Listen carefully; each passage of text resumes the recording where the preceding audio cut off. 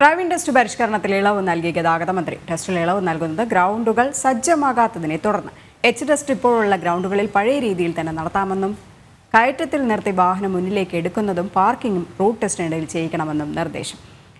ടിൻഡുദാസ് ഉണ്ട്. ടിൻഡു, ഈ പുതിയ പരിഷ്കരണം കൊണ്ടുവന്നത് തന്നെ ഗതാഗത മന്ത്രിയായിരുന്നു. അതിൽ പിന്നിൽ വലിയ രീതിയിലുള്ള പ്രതിഷേധങ്ങളൊക്കെ തന്നെ ഉണ്ടായിരുന്നു. പക്ഷേ ഇപ്പോൾ ഈ ടെസ്റ്റ് പരിഷ്കരണത്തിൽ ഇളവ് വരുത്തണം എന്ന് പറയാനുള്ള മന്ത്രിയുടെ നിർദ്ദേശത്തിന് പിന്നിലെ കാരണം എന്താണ്?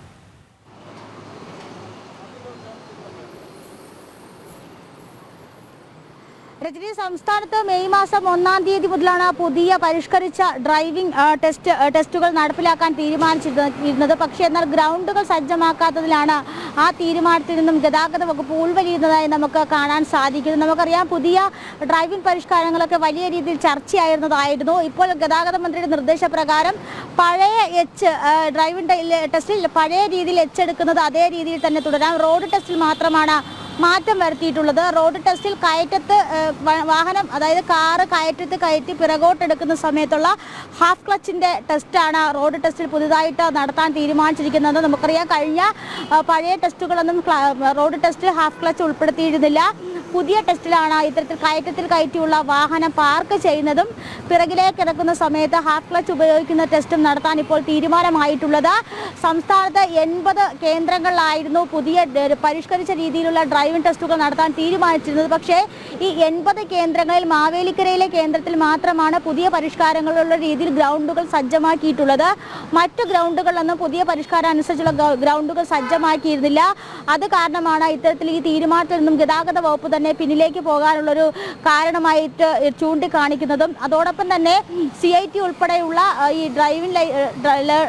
ഡ്രൈവിംഗ് ടെസ്റ്റിൻ്റെ ഡ്രൈവിംഗ് ടെസ്റ്റ് നടത്തുന്ന ഈ ഏജൻസികൾ, CIT ഉൾപ്പെടെയുള്ള സംഘടനകൾ വലിയ രീതിയിലുള്ള എതിർപ്പുമായി രംഗത്തെത്തിയിരുന്നു.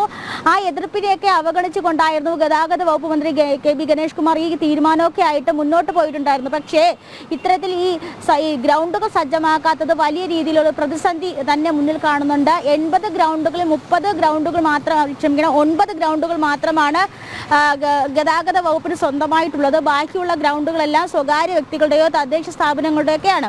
അപ്പോൾ ഈ സ്വകാര്യ വ്യക്തികളുടെയും തദ്ദേശ സ്വയംഭരണ സ്ഥാപനങ്ങൾക്ക് കീഴിൽ വരുന്ന ഗ്രൗണ്ടുകളൊക്കെ ഇത്തരത്തിലുള്ള പരിഷ്കാരങ്ങൾ നടപ്പിലാക്കാൻ ഇതുവരെ അനുമതി നൽകിയിട്ടില്ല. അത് ഒരു പ്രതിസന്ധിയായിട്ട് തന്നെ മുന്നിൽ നിൽക്കുന്നുണ്ട്. എന്തായാലും വലിയ രീതിയിലായിരുന്നു ഈ ഡ്രൈവിംഗ് ടെസ്റ്റുമായി ബന്ധപ്പെട്ട പരിഷ്കാരങ്ങൾ സംസ്ഥാനത്ത് നടപ്പിലാക്കിയത്.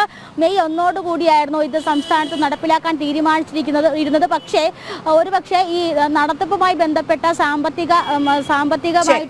സാമ്പത്തിക ബുദ്ധിമുട്ടും അതോടൊപ്പം തന്നെ ഗ്രൗണ്ടുകൾ ലഭ്യമാക്കാത്തതും ഗ്രൗണ്ടുകൾ ഇത്തരം പരിഷ്കാരങ്ങൾ നടപ്പിലാക്കാൻ സാധിക്കാത്തതുമാണ് ഇത്തരത്തിലൊരു പ്രതിസന്ധിയിലൂടെ മുന്നോട്ട് പോകുന്നത്. എന്തായാലും റോഡ് ടെസ്റ്റിൽ മാത്രമാണ് മാറ്റം വരുത്തിയിട്ടുള്ളത്. രജനി, ശരി.